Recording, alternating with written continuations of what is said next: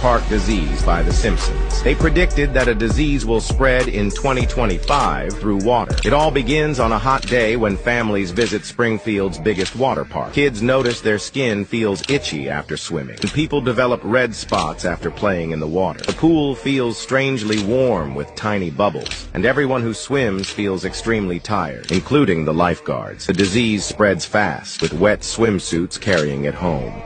Rain helps the sickness move to other towns, and drinking fountain water makes more people sick. Swimming pools everywhere become dangerous, and even washing hands spreads the illness. People get red spots all over their skin but feel better for a few days. However, after 3 days, they become very sick again and eventually die. People become scared to take showers, stores run out of bottled water, and doctors work around the clock. Hospitals quickly fill up, and the situation turns into a crisis.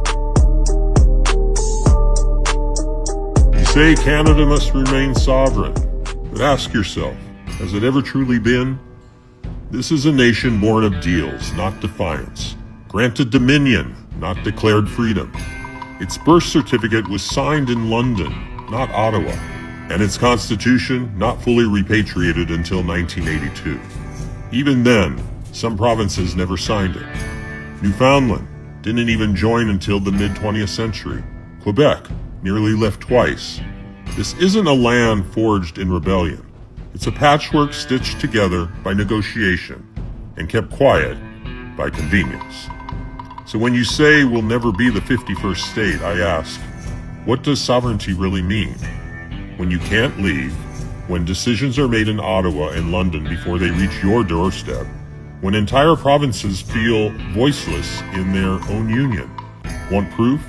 Take out your wallet, if you still carry one. Look at your coins. Look at your cash. Yes, you'll see some Canadian heroes, but look closer. On most coins and on the most iconic bill of all, the 20, you'll still see the monarch. Not a revolutionary, not a founder of Confederation, not a symbol of Canadian independence. You see the king. You saw the queen. Not of Canada, but of England, still ruling your currency, long after the crown stopped pretending to rule your land. Call it tradition, call it symbolism, but if you're still putting foreign royalty in your pocket, are you truly sovereign, or just spending someone else's past while calling it your future? Alberta sees it, others are starting to. And let's be clear, Canadians aren't weak, they're proud. Especially out west where frontier grit runs deep. The same spirit that built the American West carved out of the prairies of Alberta and Saskatchewan. They're like Texans, fiercely independent, impossible to ignore. Texans never gave up their identity when they joined the Union. They became Americans, but they stayed Texans. And the same could be true here. Wherever Western Canada aligns, the people will remain who they are. Not because of Ottawa, not because of London, but because that pride was forged in the land itself. And if Canada was built through paperwork, maybe it's time the people pick up the pen. No revolution, no violence, just a vote and a reminder. Sovereignty isn't something you inherit. It's something you defend.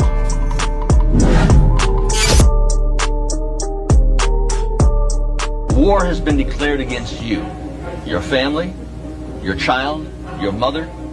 There isn't anything that you have or ever hope to have that they're not planning on taking away. I'm talking about the oligarchy of evil that controls this country. The American dream is over. The American nightmare is here. The big picture, they want it all. They want to enslave your child, your wife, your mother. There isn't anything that you ever had.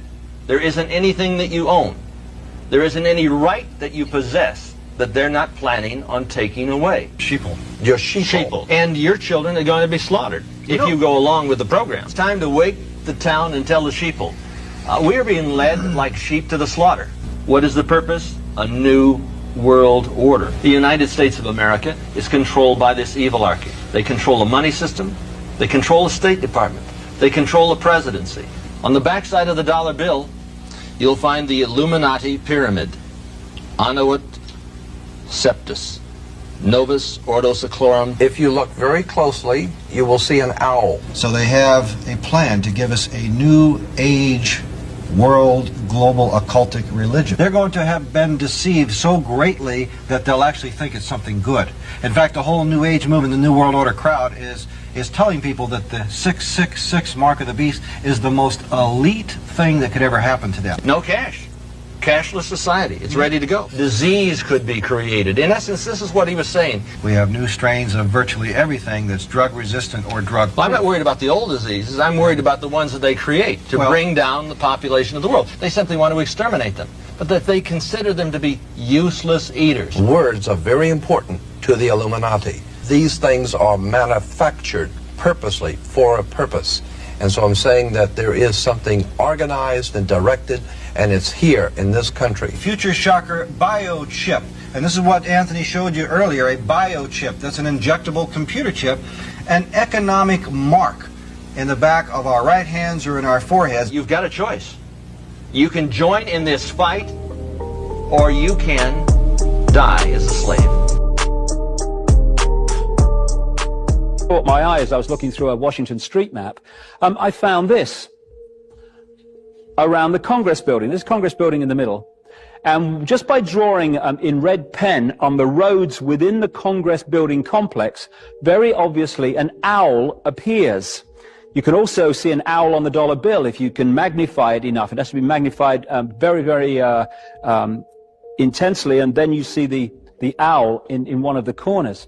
But when you look at the next shot, this is not being doctored by me in any way with a red pen. This is just a shot directly from a Washington street plan. And there you see around the Congress building the owl, Moloch, the deity going back to Babylon and this whole story I've been talking about.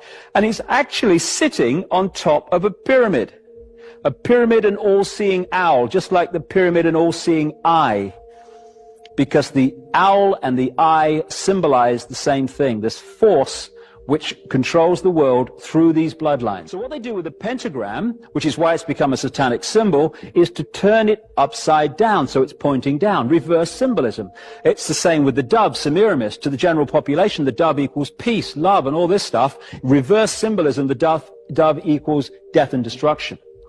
So here we have two pentagrams in the street plan of Washington. The top one points into the Capitol building, and the one at the bottom points into the White House.